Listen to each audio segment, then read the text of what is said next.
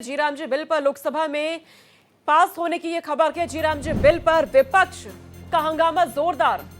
जीराम जी bill Lok Sabha में पास, ये जानकारी मिल रही है जीराम जी बिल पर। हालांकि विपक्ष का हंगामा लगातार जारी है। इससे पहले भी इस बिल को लेकर जब ये पेश किया जा रहा था, इस दौरान भी विपक्ष की ओर से कई आपत्तियां जताई गई, लगातार हंगामे हुए, इसे लेकर के विरोध प्रदर्शन किया गया। और अब फिर एक बार जानकारी मिल रही है विपक्ष की तरफ से जोरदार हंगामा इस वक्त देखने को मिल रहा है। जीराम जी बिल को लेकर लगातार विपक्षी पार्टियों की ओर से हंगामे जारी है।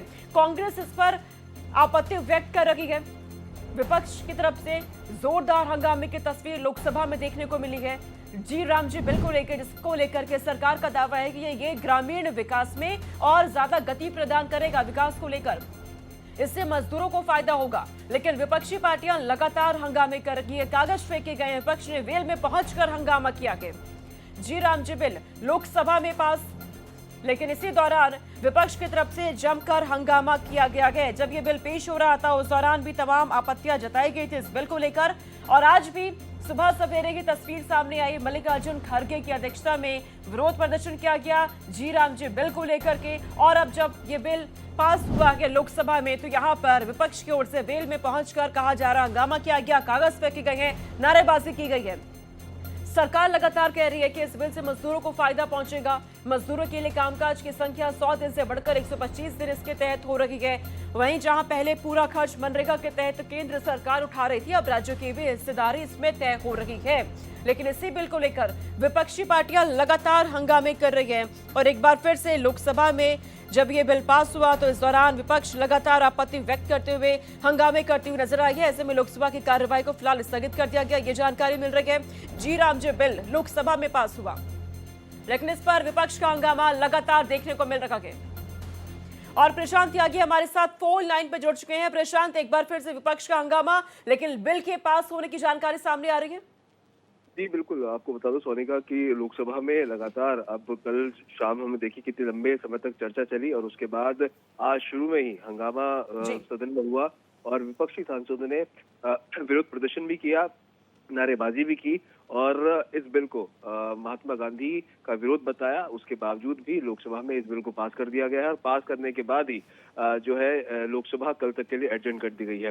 देखिए, मुख्य तौर पर अगर देखा जाए सोनिका, तो कांग्रेस पार्टी का कड़ा विरोध है जो इसका बिल का नाम बदला गया है। और उन्होंने कहा है कि महात्मा गांधी का अपमान किया गया है इस नाम को बदलकर, और देश भर में जो है इसका विरोध प्रदर्शन कांग्रेस पार्टी प्लान कर रही है। आने वाले समय में जो 27 तारीख को कांग्रेस की CWC की बड़ी बैठक है, उसके अंदर भी इसके ऊपर चर्चा की जाएगी और देशव्यापी इसको कैसे बड़ा अभियान बनाना है कि महात्मा गांधी का अपमान किया गया है इस नाम को बदलकर, उसके ऊपर रणनीति बनाई जाएगी। जी, तो क्या सिर्फ क्योंकि लगातार कहा जा रहा है कि यहाँ पे क्योंकि महात्मा गांधी के नाम को हटाया गया, तो क्या सिर्फ नाम हटाने को लेकर ही विपक्ष का ये प्रदर्शन है प्रशांत?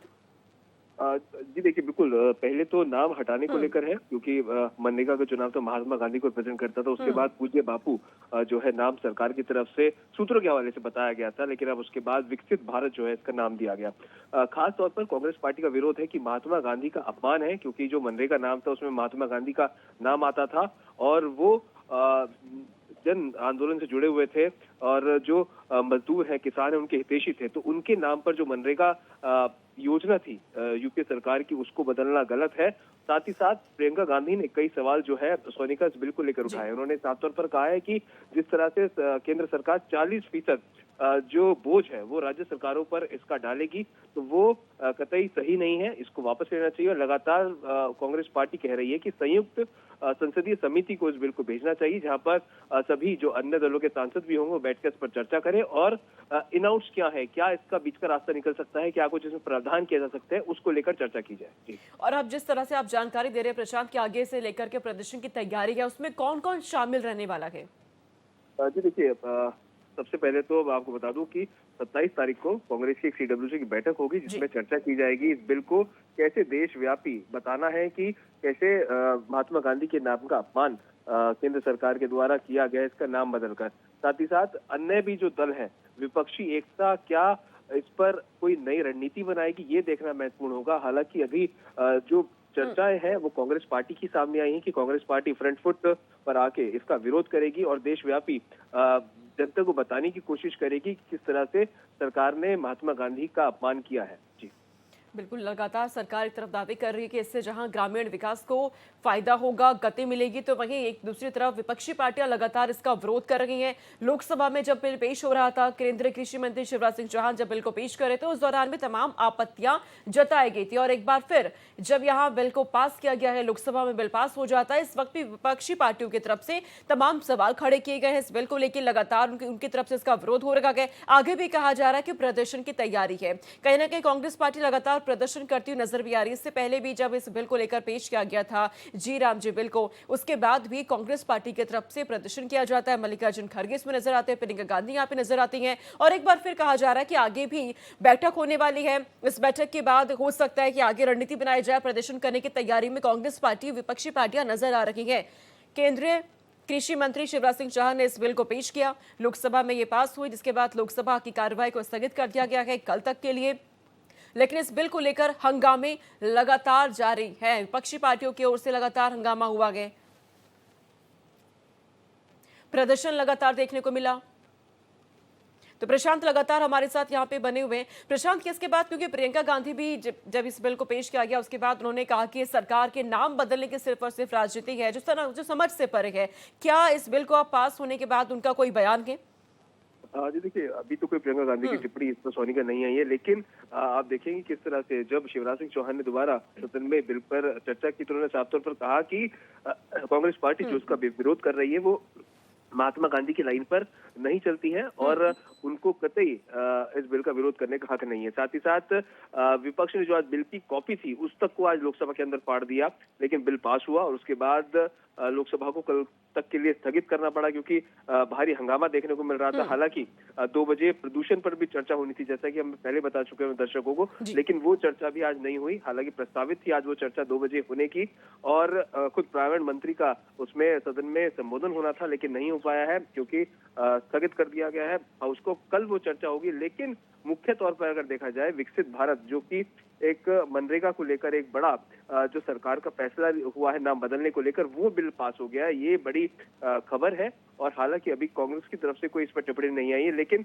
लगातार विरोध कांग्रेस पार्टी इस नाम बदलने को लेकर कर रही है।